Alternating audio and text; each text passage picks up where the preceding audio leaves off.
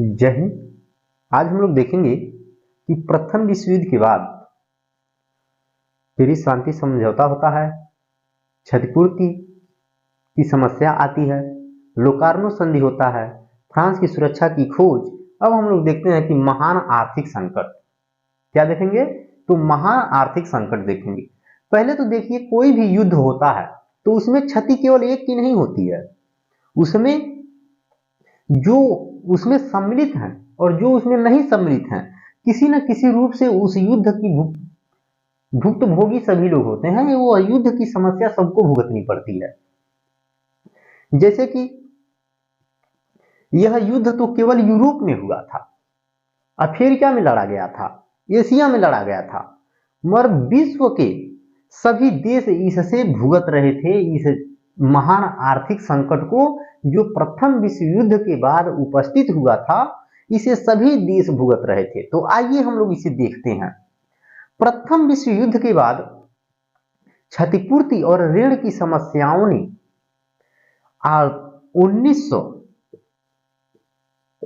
1930 में महान आर्थिक संकट को जन्म दिया। क्या दिया? तो महान आर्थिक संकट को जन्म दिया। यह जो न्यूयॉर्क है, 1929 में न्यूयॉर्क के शेयर बाजार का शेयर अचानक से गिरने लगा, उसका उन्मूलन होने लगा। क्या होने लगा? जो न्यूयॉर्क देश है उसका 1929 में जो शेयर बाजार था, उस बाजार में शेयरों का मूल्य जो था वह अचानक से गिरने लगा और जो अमेरिका है, अमेरिका एक तरफ तो न्यूयॉर्क में जो शेयर बाजार है उसके मूल्य गिर रहे हैं, और दूसरी तरफ जो अमेरिका है, जो यूरोपीय देशों को, इनको भैया, तो यूरोपीय जो देश थे उनको जो यह कर्ज दे रहा था, ऋण दे रहा था, इससे जो यूरोपीय देश थे उनकी अर्थव्यवस्था जो थोड़ी सुचारू रूप से चल रही थी, सुदृढ़ हो रही थी, वह जब इसने कर्ज देना बंद कर दिया तो सबसे अधिक किसी को यदि इसके कर्ज से हानि हुई तो जर्मनी को। जो जर्मनी के ऊपर क्षतिपूर्ति लाद दी गई थी, जब अमेरिका ने ऋण देना बंद कर दिया तो जर्मनी युद्ध की क्षतिपूर्ति की समस्या से इतना दब गया कि वह उसे उभर नहीं पा रहा था। कौन भैया? तो जर्मनी जो है वह क्षतिपूर्ति की समस्या से इतना ज्यादा दब गया कि वह उभर नहीं पा रहा था, और उसी बीच जब वह उभर नहीं पा रहा था तो जो जर्मनी का मुद्रा है मार्क, जर्मनी का मुद्रा क्या है? मार्क, उसका उन्मूलन होने लगा, इसका मूल्य घटने लगा। क्या होने लगा? इसका मूल्य घटने लगा, और इतना ज्यादा घट गया कि आपको यह जानकर आश्चर्य होगा, मैंने पिछले वीडियो में भी बताया था कि इसका मूल्य इतना गिर गया कि कोई व्यक्ति यदि दिन भर काम करता है, कोई व्यक्ति यदि दिन भर काम करता है तो उसे भर पेट भोजन की बात छोड़िए, उसे भर पेट भोजन की बात छोड़िए, वह 2 रोटी भी नहीं खरीद सकता था। एक दिन काम करके वह 2 रोटी भी नहीं खरीद सकता था, इतना ज्यादा मूल्य गिरा था जर्मनी का। एक तरफ तो यह क्षतिपूर्ति की ऋण से दबा था, दूसरी ओर इसे जो अमेरिका ऋण दे रहा था वह भी बंद हो गया था, तीसरी ओर इसका जो मार्क्स है, मुद्रा है जो जर्मनी का, उसका उन्मूलन हो रहा था, वह गिरते जा रहा था, उसकी जो वैल्यू है, कीमत है, वह नीचे जा रही थी। और देखें हम तो चौथी ओर, चौथी समस्या क्या आई कि जो अन्य देश थे जो क्षतिपूर्ति मांगना चाहते थे इससे, वह अभी भी क्या कर रहे थे? जर्मनी से क्षतिपूर्ति मांग रहे थे कि आप हमें क्षतिपूर्ति दो। बताइए कितना संकट है। मुद्रा का उन्मूलन होने के बाद भी जो विदेशी साहूकार हैं, जो विदेशी व्यापारी थे, जो जर्मनी में जाके काम धंधे कर रहे थे, उद्योगपति थे, उन्होंने 3 सप्ताह के अंदर, कितने? 3 सप्ताह के अंदर 50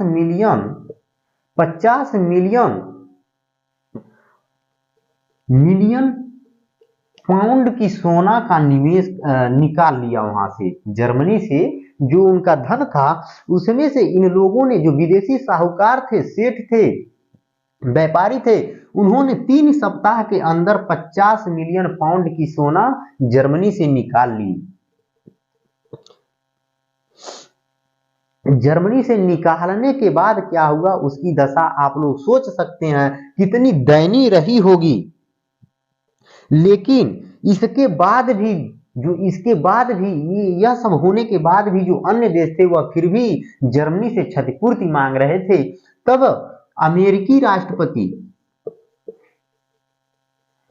अमेरिका के जो उस समय के राष्ट्रपति थे वह थे हुअर। क्या थे? तो हुअर वहां के राष्ट्रपति थे और इन्होंने एक प्रस्ताव रखा कि 1 साल तक, 1 वर्ष तक कोई भी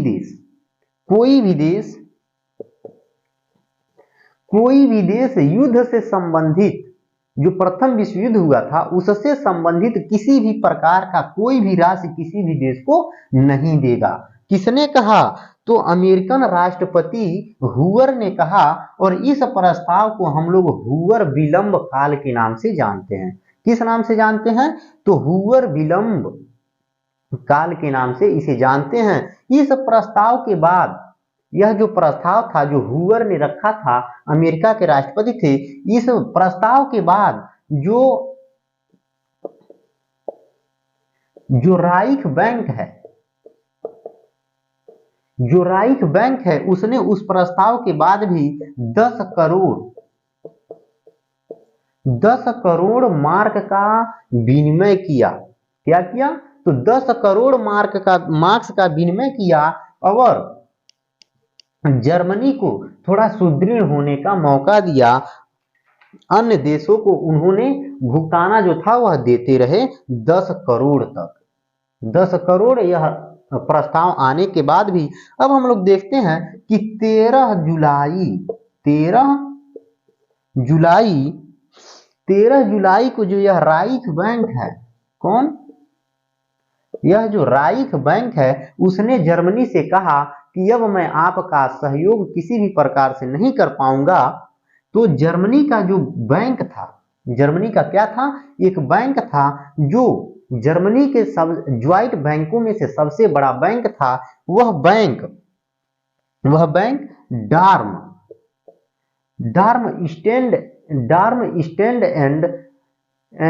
एंड नेशनल बैंक जो था वह क्या कर दिया? अपने दरवाजे बंद कर दिए कि हमें कहीं से पैसे नहीं आ रहे हैं, इसलिए मैं किसी का मदद नहीं कर पाऊंगा। इसने क्या कर दिया भैया? तो इसने अपने दरवाजे बंद कर लिए। और जब यह बंद हो जाएगा, मान लीजिए कोई भी देश का कोई भी बैंक हो जिससे उसकी आर्थिक स्थिति जुड़ी हो, जो वह बंद हो जाएगा तो वह देश और भी ज्यादा लाचार हो जाएगा। और इसी बीच यह तो केवल जर्मनी का भी आर्थिक संकट था, ऑस्ट्रिया में भी मई में ऐसे ही एक जो बैंक था जो जिसका संबंध विनिया से जुड़ा हुआ था, विनिया कांग्रेस से, उसका भी क्या हुआ? तो वह भी दिवालिया हो गया था, वह भी महान आर्थिक संकट को जन्म दिया था। और दूसरी ओर देखें तो हम जो यह इंग्लैंड है, कौन है? तो इंग्लैंड। अब इसी बीच इंग्लैंड क्या किया कि जो फ्रांस और बेल्जियम थे वहां से जो सोना आ रहा था, यह सामान के बदले क्या कर रहे थे? फ्रांस और बेल्जियम जो भी देश थे, प्रथम विश्व युद्ध के बाद जब आर्थिक मंदी आई तो वह जो सोना रखे थे, वह सोना देकर के सामान लाते थे। सोना का इतना अधिक भाव रेट गिर गया था, इतना अधिक मूल्य गिर गया था, इतना अधिक अनमूलन हुआ था सोना का कि यह सोना देकर के सामान लाते थे। और सोना देकर के ही फ्रांस और बेल्जियम इंग्लैंड से सामान लाते थे। लेकिन इसने क्या किया? उसी बीच इंग्लैंड ने फ्रांस और बेल्जियम की सोनाएं लौटा दी। और उसमें देखा जाए तो फ्रांस का 210 करोड़ का सोना इसने लौटा दिया था। किसने? इंग्लैंड ने फ्रांस का 210 करोड़ का सोना लौटा दिया था। और लौटाने के बाद फ्रांस को 12 करोड़ का नुकसान हुआ था जब इसने लौटा दिया था तो। लेकिन मान लीजिए तो सोना लौटा दिया, अब आर्थिक दृष्टि इन लोगों को भी खराब हो गई, मगर फिर भी यहाँ के भी जो लोग थे वह भी अपने बैंकों से पैसे निकालते रहे। जर्मनी फ्रांस और बेल्जियम के लाख समझाने के बाद भी यहाँ के जो निवासी थे, यहाँ के जो सेठ थे, उद्योगपति थे, वह यहाँ से पैसे निकालते रहे। लेकिन यह सब देखा तो फ्रांस ने यह ऐलान कर दिया, क्या कर दिया, ऐलान कर दिया कि फ्रांस और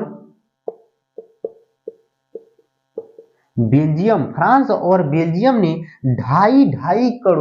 2,500 करोड़ रुपए का ऋण किसको दिया है, ऋण चुकाया है, ऋण दिया नहीं, ऋण चुकाया है किसको, तो इंग्लैंड को। किसको, इंग्लैंड को ऋण चुकाया है। लेकिन फिर भी यहाँ के लोगों ने क्या किया कि धन निकालते रहे।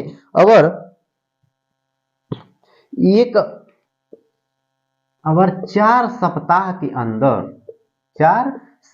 के अंदर 80% धन इन लोगों ने निकाल लिया। कितने, 4 सप्ताह में 80% धन इन लोगों ने निकाल दिया। और 1931 में जब ब्रिटेन ने सोना लेने से इनकार किया तो वह तो सोना लेने से इनकार कर दिया, मगर कुछ समय बीतने के बाद जो जर्मनी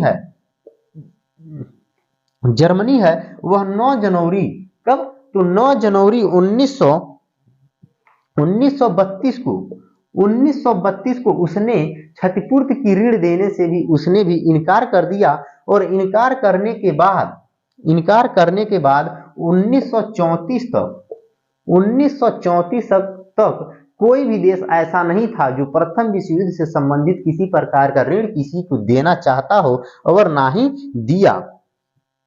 आर्थिक संकट से सभी देशों का जो भी देश थे वह आर्थिक संकट से वह जूझ रहे थे। वहां का जो व्यवस्था था वो अस्त व्यस्त हो चुका था, ध्वस्त हो चुका था, और सभी देशों का मुद्रा जो था वहां का उन्मूलन हो चुका था। और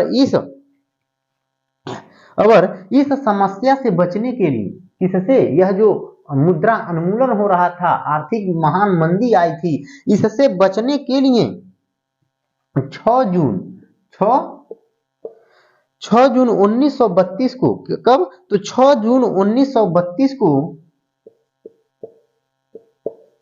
लुसाने एक जगह है, वहां पे एक क्या किया गया, एक वार्ता की गई। किस किस राष्ट्र के तहत, तो बेल्जियम, फ्रांस, इटली, जापान और इंग्लैंड के जो देश थे वहां के जो राष्ट्रपति थे, प्रधानमंत्री थे, उन लोगों ने लुसाने में 6 जनवरी 1932 को एक वार्ता किया, जिसके तहत वह जर्मनी को, इनकी अर्थव्यवस्था तो खराब हो ही चुकी थी, तो इन लोगों को लगा कि जर्मनी तो हमसे और ज्यादा नीचा हो चुका था, तो उसकी अर्थव्यवस्था कैसी होगी। इसलिए इन लोगों ने क्या किया कि जर्मनी की अर्थव्यवस्था सुदृढ़ करने के लिए उस पर जो क्षतिपूर्ति थोपी गई थी उसकी राहत के लिए उसे मुक्त करने का एक वार्ता किया। लेकिन इससे जो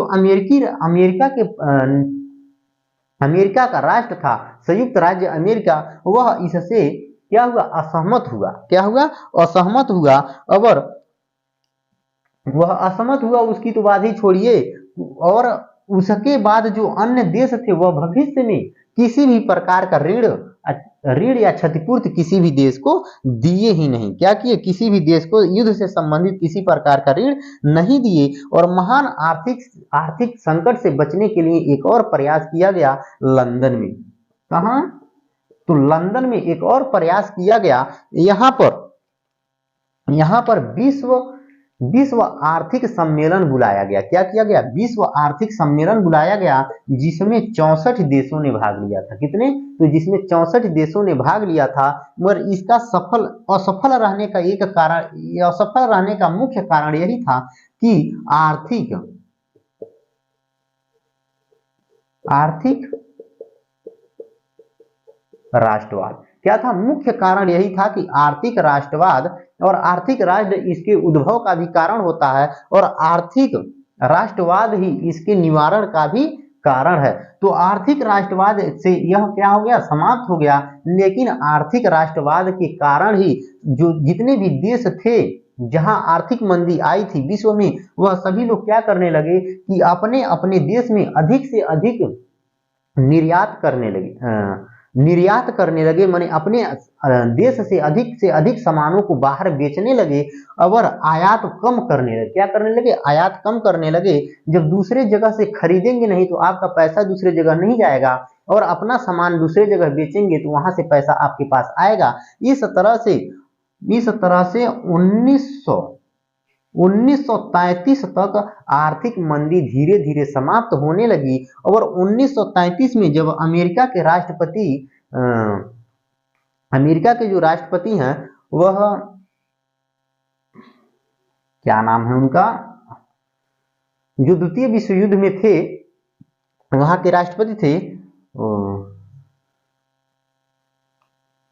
रूजवेल्ट, क्या रूजवेल्ट। तो उन्होंने 1933 में आने के बाद से नई व्यवस्था बनाई और 1933 के अंत तक आर्थिक मंदी समाप्त होने लगी। इस तरह से हम लोगों का महान आर्थिक संकट क्या था, कैसे था, यह समाप्त हुआ। अब हम लोग अगले वीडियो में देखेंगे कि महान आर्थिक संकट के क्या क्या कारण थे, जो महान आर्थिक संकट थे उसके कारण क्या क्या थे, किन कारणों से महान आर्थिक संकट आई थी, और हम लोग देखेंगे कि महान आर्थिक संकट के प्रभाव क्या क्या रहे।